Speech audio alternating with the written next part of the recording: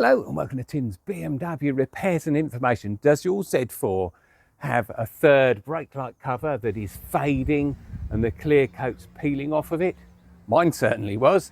And does your third brake light suffer from water ingress?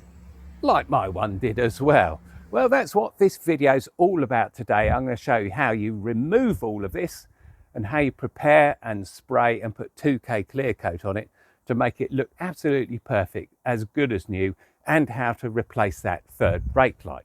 I actually did this in two stages. I bought a second-hand one from eBay, which had clear coat failure on it, and I practiced on that, and that's the one that's on the car now. I also tried to respray this one all in one day. Yeah, it's not too bad, but it's not perfect like the one there. Now I'm going to be using all paints from eBay. Yep, everything came from eBay, including the base colour and the clear coat and the cover itself. So this is a good sort of eBay job, pretty cheap, 40 quid for that, including the third brake light. So it's quite a cheap job, but it's very, very satisfying because your car looks fantastic again. It's got a perfect colour match. Anyway, let's get on with it. Right, let's get that brake light off. I'm using this trim tool today, metal one. Plastic ones won't do. Have to get under the head of them. They're in two parts. So you've got a domed head, that's the body, and as you push the head in, it expands the rivet. So I'm afraid it's just a case of going around each one.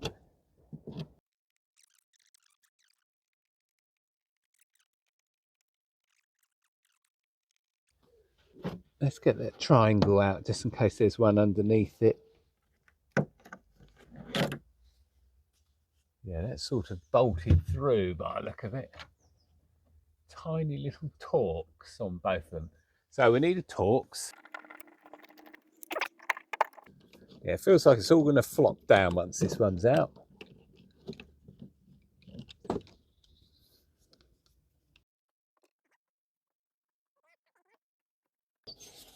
This feels like it's holding on somewhere. There we go. So that's got obviously a bit that sticks out there. You have to get that round. Right, in we go. This is where it appears to all be attached. A couple of little nuts there and rivets again, but they look like ones you can push through. Okay, let's get those off next. As soon as they go into plastic, yeah, don't take anything at all. There you go, one nut. Two nuts. There'll be a wire through, of course, for the third brake light, which is this fella here. Oh, looks like he can disconnect it from there. There we go, he's disconnected.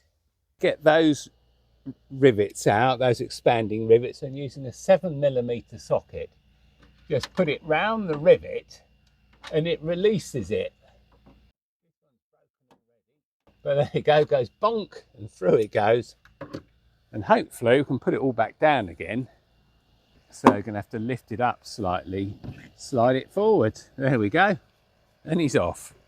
So underneath we've got two studs and then two rivets, and that's about it. And then of course he slides around the back of the trunk or boot. So as I say, the way to do that, 7mm socket, put it over that, it pushes the sticky out bits off the rivet and pop, it'll go through the trunk. There we go, and that's the brake light. And that's held on by these square rivety things. This small screwdriver and we'll get those out. Get this brake light off. Very thin screwdriver, you have to get them under the edge and lift it up enough so you can get a bigger screwdriver in. And then he just lifts up and out. Makes an awful racket doing it, but they do come out. There we go, that's one out. I'll zoom out slightly so I can see what I'm doing.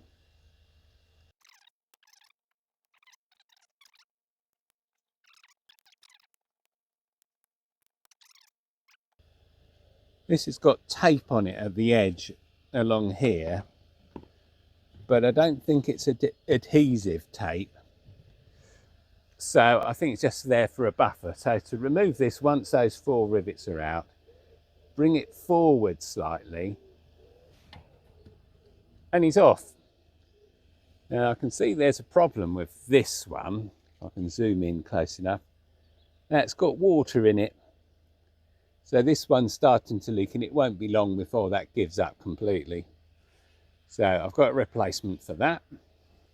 And then sand it down. Now I wanted to get through that clear coat to where it looked fine again, but there wasn't a point at all. Those 2 spots went all the way through to the plastic.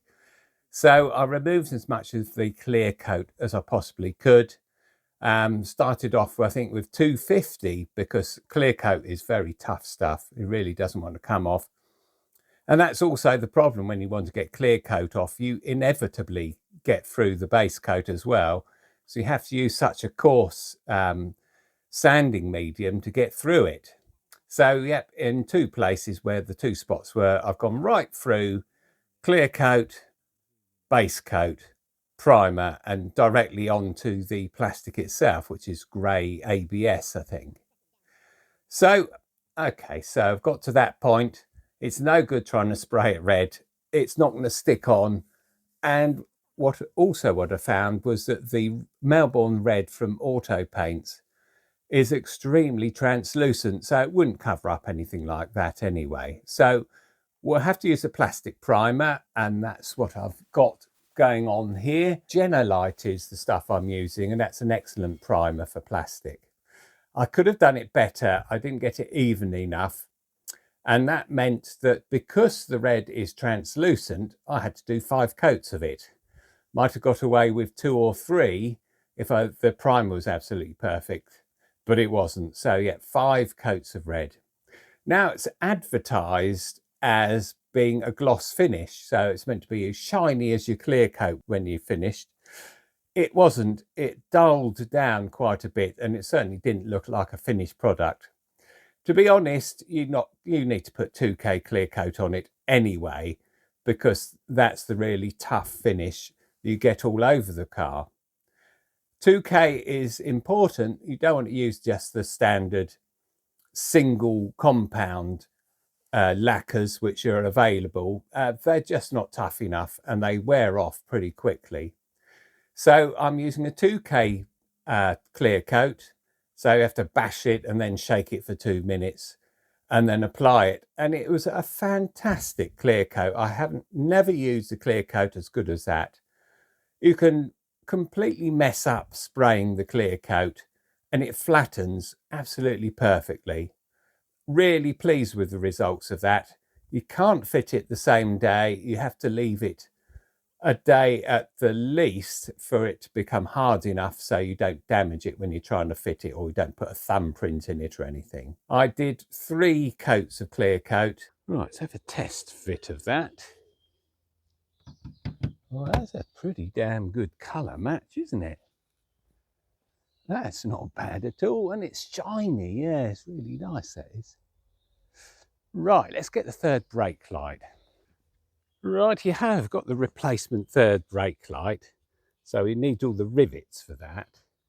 There you go, that should keep it away. Can't be too rough with this paint. It's only been on for about 12 hours or so. Oh, that's the right way up. Okay, slides in from there. Then we need the 4 rivets. Right, let's push those rivets back through. That's one. Go and find the number 4. I've got a spare one, of course, indoors. He's in from the replacement, second-hand replacement, so he's in. Number 4. So remove the nuts. Right, we'll put those down. Right, something catches my eye straight away is there's no rubber washer here. There are on these, no rubber there, so we have to get that off the other one. Couple of rubber washers from the second-hand one. They go around there.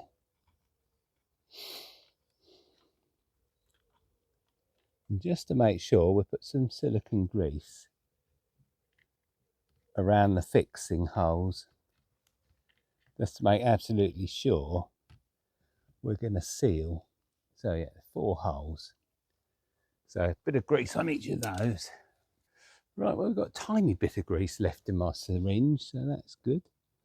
That's all we're going to need.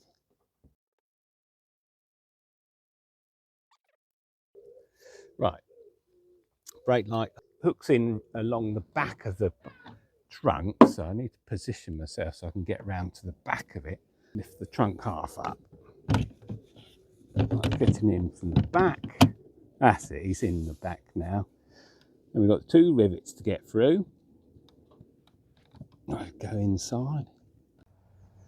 Right, so I've got the trunk half open. The rivets are in position, but haven't popped through. So I think what I do is I'll do up the nuts. Right, what I could do is try pulling through those rivets. So you can see the 2 rivets there. So just put a little bit of pressure on them, pull them through. Yeah, I don't think they're coming through any further than that. And so's that one. Brake light loom into place. There we go, loop them into there. Right, brake light.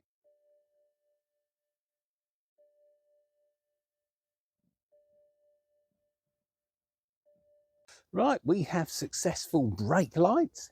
So it's time to put it all back together again.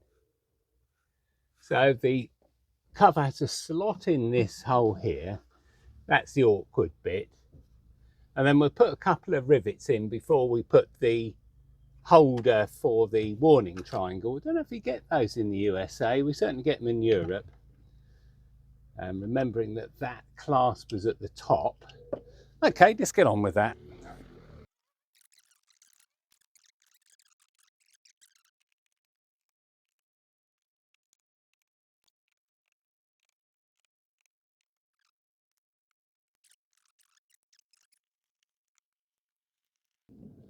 Right, triangle back in.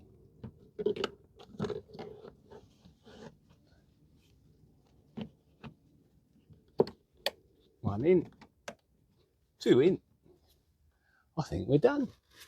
That's a blooming good colour match as well for an aerosol, for goodness sake, from aerosol from, what's it, Amazon or eBay, I can't remember which. So that colour match is fantastic. There we go, good reflections along that. And there we go then. Yeah, this is one of the jobs I'm really, really pleased about, because I'm usually useless at painting things. It generally all goes wrong and peels off again, but this is fantastic. And the 2K clear coat that I used was absolutely brilliant. It's laid on so well and just flattened itself perfectly. That hasn't been wet sanded and polished. That is exactly how it comes out of the can. Now the base coat, the red stuff that I got from eBay, that was meant to be having its own shine to it, but it didn't. It just did not. It was quite dull when I'd finished with it. And so I had to wait a couple of days for the clear coat to come up and clear coat this. So yeah, you live and learn. Yeah, the shiny stuff isn't as good as it sounds. It just ends up dull. So you need the 2K clear coat on it.